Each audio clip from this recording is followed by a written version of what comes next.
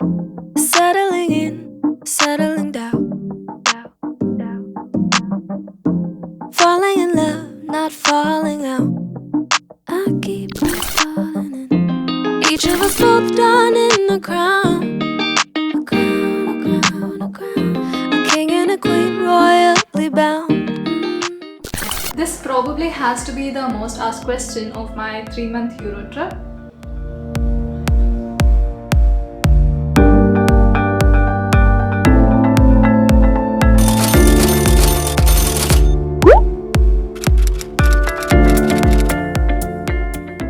Was it morbid curiosity or just shared aspirations? Possibly a little bit of both. Maybe it had partly to do with the fact that Europe is considered a pretty expensive destination where most Indians spend about 1.5 to 2 lakhs for 2 weeks. You will have to take my word for it that they were all quite jolted by this number, followed by how is that even possible? Question, not question. Questions from the internet. Questions of my 3-month. And no, it wasn't just a clickbait title. I really did spend around 2 lakhs for 3 months in Europe, excluding the flight tickets. Are you dazzled? Yes, no, maybe, little bit. Don't lie. I'm sure you're at least a little bit curious of what this girl on the internet is babbling about. Keep watching. Now I'm excluding the flight tickets here because I did not take a round trip between Bangalore and Europe. I took a flight from Bangalore to Sofia, then a flight from Madrid to New York, and then back from New York to Bangalore. And that's why it did not make any sense to include the flights here. But for accounting purposes, you can consider 30 to 35k for flight tickets between India and Europe. But who are we kidding? This is pre-coronavirus era. What the flight prices are gonna be once the dust settles, only time will tell. Unless you have a time machine. You can go ahead, find out and come back. But why would you come back? Now for all those critics, is it possible to do for cheaper than this? Most definitely. The amount I spent overall was kind of a sweet spot for me where I felt like I was not torturing myself and at the same time I was traveling on a budget. There were instances when time and safety took priority over budget, and there were times when budgeting my travel seemed essential. So it was kind of a balance between time and money. Hi guys, I'm Raksha. Welcome to yet another awesome episode of Traveling Around the World on a Budget. Well, are you gonna watch if I said a crappy episode? I didn't think so. Or maybe I should say crappy because everyone anyway says it's awesome, so maybe you'll be curious, no? Last time I subscribed to this channel, The Rowing Heart, I got a free flight ticket. Maybe you will get it too. Subscribe and try. No guarantees though. Shh. And in this video, I'm going to talk about how to reduce travel expenses so that you can travel the world on a shoestring budget.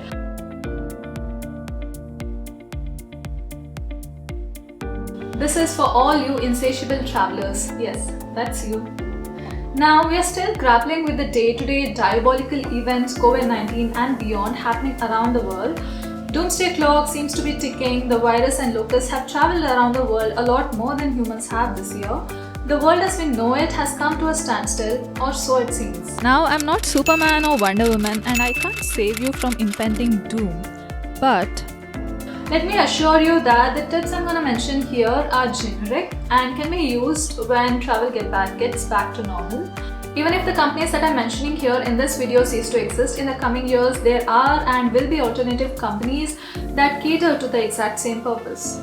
Now that I think about all the locations I visited, places I stayed, things I did, it seems quite overwhelming and surprises me of how did I manage all of these things. Honestly though, it did not seem so at the time because I let it unravel itself. I didn't have any fixed timelines and had sort of a fluid itinerary. I only booked bus or train tickets a week in advance or sometimes even on the same day.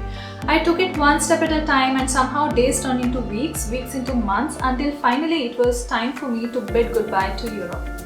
would you believe me if I said you would spend less in 3 months of travel than otherwise you would have in 3 weeks? Or in the startup world as they call it, increasing the runway. Bear with me, I have an explanation, and that is the difference between fast travel and slow travel. Fast travel is where you book the flight tickets, all the internal transportation, Activities, tickets to attractions, visit the best restaurants, eating both exotic and local delicacies, stay in the best places where maybe even you pay extra for a beach-facing room. You make sure you visit every damn attraction possible in the limited time available. Visit 10 countries in 15 days. You get the idea. Slow travel, on the other hand, is when you're not in a hurry to reach the destination. Take your own sweet time, and journey itself becomes a big part of your experience. Hostels, couchsurf, rideshare between cities versus taking a flight, volunteer for a month helping out in a farm and have lasting connections, practice language skills, you go to a farmer's market, get fresh produce and cook at home, you eat out maybe once or twice in a week. Even if you miss a bus, you're not panicking because you don't have to catch a flight right after. You get the idea. So that doesn't mean that you can't do slow travel in 2 weeks' time. If that's all the time you can afford, then just stay in 1 or 2 locations rather than visiting 10 countries in 14 days. Do what the locals do. On a lighter note, fast travel is where you travel for Instagram, and slow travel is where you travel for yourself. I guess you got a perspective of why slow travel is cheaper than fast travel. Having said all that, I did not entirely do slow travel when I was in Europe. I think it was a mix of both. There were weeks when I would just live in one place and not sightsee, and there were days when I would just don the typical tourist cap, visiting popular attractions and all that. Technically, I traveled to 15 countries in 3 months. Some of them I was just passing by road, and then I had to stay for a day or two before moving. One was because I thought of taking a break from constant journey, and since I was passing by, it made sense to go around if it had any particular interest to me. I think there were only a handful of countries where I felt like I lived rather than traveled. That's where I slow traveled for like weeks together. Now that we have got that out of the way, let's talk about expenses while traveling. Transportation, accommodation, food, and miscellaneous stuff like activities, shows, or shopping.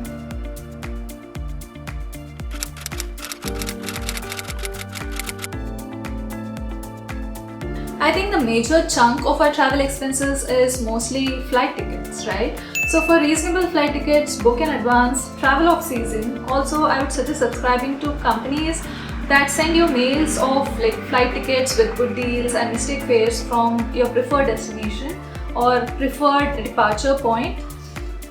Even if you're not planning to travel, going through these emails gives you a good idea of reasonable flight tickets for different destinations. I've traveled to US in 2018 and 2019, both during winters, and the round-trip flight tickets between Bangalore and New York were around 50k when normally it's around 70k. Because during this time, not a lot of people are visiting US from India. It's usually the other way around. Now I don't want to go in detail here as the whole dynamics of flight prices can change post-COVID-19, so we will only have a better idea of what works when the operations are back to normal. Public transportation versus taxi. If traveling alone, then public transportation is much cheaper than opting for a taxi. Most of my traveling around Europe was through public transportation. Cities usually have a day pass or a weekly pass, which comes out much cheaper if you're traveling extensively inside the city. Ride-sharing apps like BlaBlaCar can be sometimes even cheaper than public transportation. Suppose you're planning to travel from Berlin to Frankfurt, you look for a traveler with a car who's also traveling between these cities on the same day and ask them for a ride. The idea here is that you share the fuel costs and maybe even find travel company along the way, but it's totally at the discretion of the drivers as to what they are going to charge you. When I was in Croatia and was visiting Pula from Rijeka, this is in the west coast of Croatia, on a day trip, I went by bus. On the return journey, I opted for ride sharing through BlaBlaCar, and that was half the price of the bus. Again, it's at the discretion of drivers, so the same journey might have different rates, but I think you get the idea. Hitchhiking is quite common in Europe. Basically, what that means is that you hitch a ride with a stranger. I hitchhiked in Flores Island in Azores and Slovenia mainly. I don't want to go in detail here, but keep in mind that there are some locations where hitchhiking is quite common and others where it's not. So the likelihood of you getting a ride soon also depends on that factor.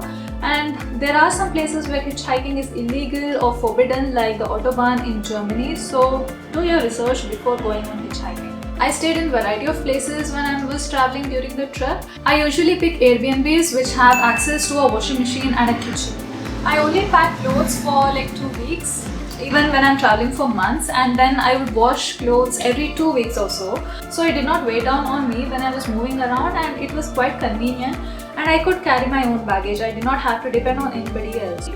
Hostels are budget and solo travel friendly, and you end up meeting new people. So it's great option to consider, and hostels also have washing machine facilities, but it's usually not included in the stay cost, so you might have to pay extra for that. I usually prefer Airbnb when I have clothes to wash or I want my own space, otherwise I usually stay in hostels. The basic idea here is that you're offered a free place to stay as part of a cultural exchange. You can find more about couchsurfing in the couchsurfing video that I made last, so I'll be linking it here somewhere.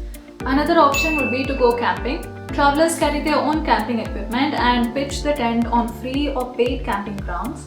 Even if it's paid, it's usually nominal, like 5 to 10 euros, and it offers hot shower and toilets, so it's quite convenient and cheap. One thing to note here is that camping just about anywhere is illegal in a lot of countries, so make sure you research about it before you go camping. I wasn't carrying any camping equipment with me, but I did camp in Flores Island in Azores when I was volunteering there for 2 weeks. To give you a benchmark, if we consider 20 euros for a night stay in Europe, which is pretty reasonable, for 30 days it comes out to 600 euros, which is over 50k just for a stay for a month.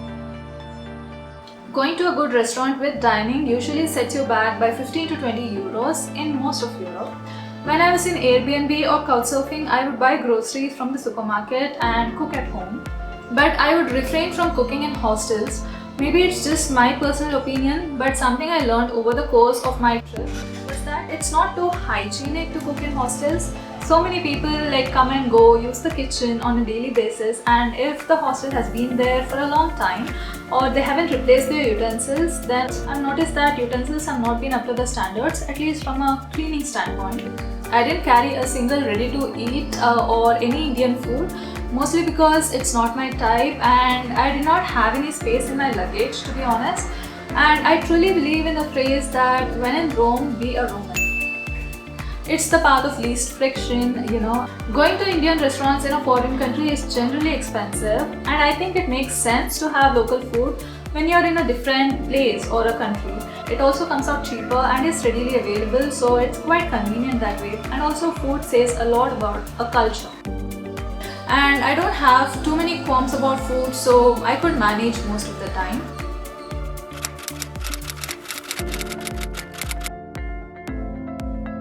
Now, before you put me on a pedestal, more than Indian food, I had cravings to eat something spicy, because after a while it all seems bland for my Indian tongue. So that's when I started making food for myself, and I think that really helped because I could add as much spice as I wanted, so I could make it as per my requirements. So I think that really helped for me. To demonstrate the difference between eating out and fixing a meal for yourself, a hearty meal at a good restaurant in Croatia set me back by 40 kunas, which is like 5 euros, and 5 euros is pretty reasonable for eating out in Europe. A few days later, I went grocery shopping and I bought 3 to 4 days worth of food for 40 kunas. Pasta, muesli, fruits, milk, snacks, and so on. Obviously, it comes out much cheaper, and these small things quickly add up. Now, if we consider one meal a day costing 5 euros, then 60 days, that is 2 months, it would come up to 300 euros, which is like 26,000 INR. And every penny saved is a penny earned to travel longer, right? We have talked about how to save money on stay and food separately. This is one of the ways that you can save money on both. Volunteering is basically providing accommodation and food in exchange for volunteer work. Work is usually like 5 hours a day, 5 days a week, and work could be anything from helping in the garden, painting, helping with the kids, teaching English, and so on. And I know a lot of my fellow volunteers who do volunteering for like months together, so as you can see, it significantly brings down the costs.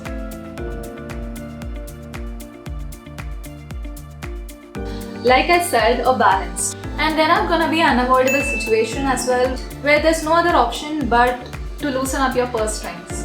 So if you're having a tight budget, make sure you account for these kind of situations as well. While I talked about taking public transportation before, there were also situations where time and safety took priority. One of them was when I was in Flores Island and I had to catch my flight to Ponta Delgada, which is like the main island of Azores, in a couple of hours. I had a choice: hitchhike and miss my flight, or take a taxi and catch my flight. So, these kind of things happen and sometimes it's unavoidable. But overall, I think you've gotten a good idea of how to travel the world on a shoestring budget. I'm not planning to do any more videos on this series, at least not anytime soon. But if you have any requests, then I might do a video on it, so let me know in the comments below.